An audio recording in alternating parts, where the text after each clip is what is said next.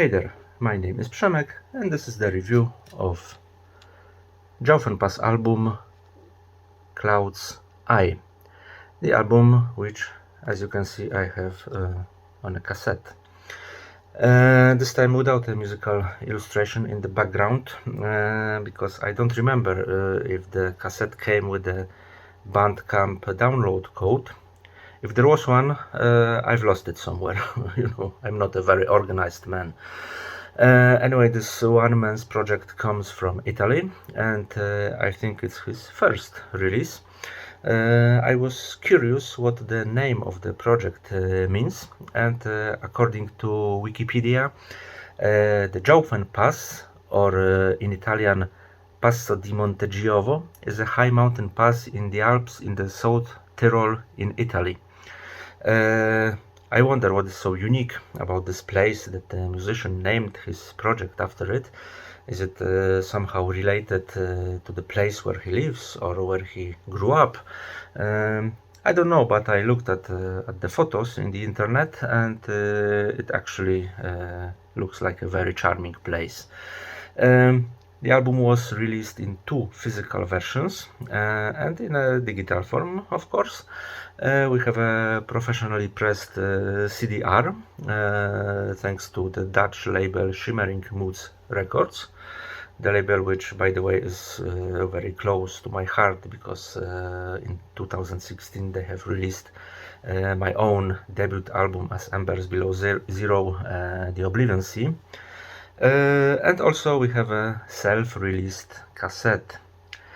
And I must say one thing, this is probably one of the most beautifully designed cassettes I have ever held in my hands.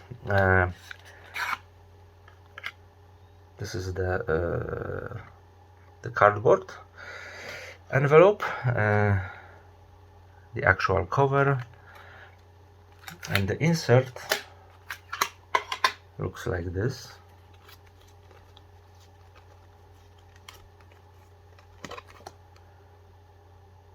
On one side and on the other, and the cassette itself looks like this.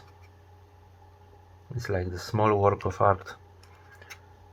I don't even know what kind of technique was used here to achieve this effect, because it's not a sticker, but I don't think this cassette was painted by hand either, although maybe I'm wrong, maybe it was.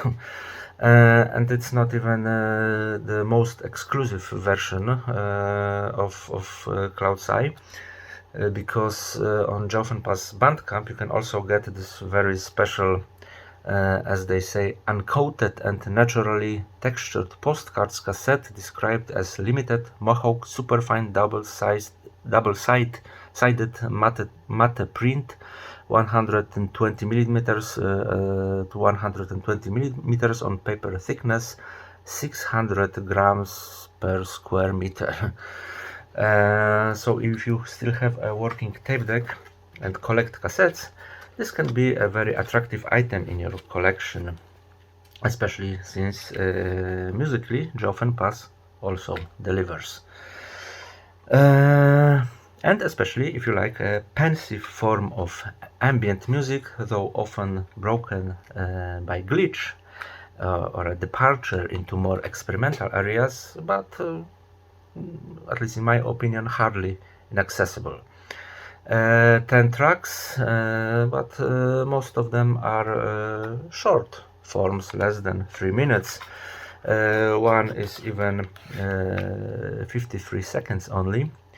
And due to this fact, the album gives the impression of a diary where someone writes down his or her specific experiences or events, something concrete that happened on a particular day, as well as fleeting impressions that need to be recorded immediately or write it down immediately depending on on the format. Otherwise, they will quickly fade away and disappear into thin air. There's a lot of atmospheric loops here, but as I've already mentioned, they can be kind of deformed, like memories passed through a layer of time, or like watching a video of someone's holidays or birthday on a terribly worn out VHS cassette. You still feel love and warmth in these images, even if they are not in a 4K quality.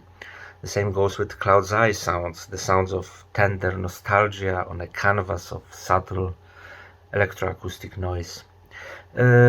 But you also feel that after a while, as if with each subsequent play or a replay of a memory, it becomes more blurry and distorted, no longer recalling what it actually was.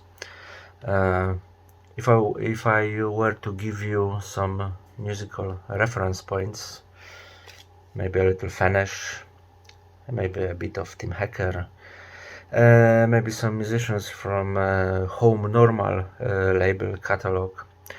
Jaufenpass is not afraid to escape into more experimental areas, as I've said before, at least from time to time, but he's always careful not to overdo it, so that even despite a glitch or some feedback or distortion here and there, this soothing, slightly melancholic atmosphere always comes first. So yes, this album is a little ambient jam that can be helpful while waiting for summer. I recommend it, although as I said earlier, it's not a very difficult album to listen to, but if you associate ambient only with a pleasantly flowing soundscape, keep in mind that there are a lot of micro cracks and tiny distortions here. The feeling as if the whole thing was recorded incorrectly with broken equipment or something. And I remembered Tomonari Nozaki, another artist who dabbles in a dreamy melancholic ambient, sometimes interrupted by some noise or manipulation of a broken tape. This may be also some distant reference as well. If you like this form of ambient music, check out the Jaufenpass, and if you like this form of ambient music and collect cassettes, don't hesitate to get it somehow.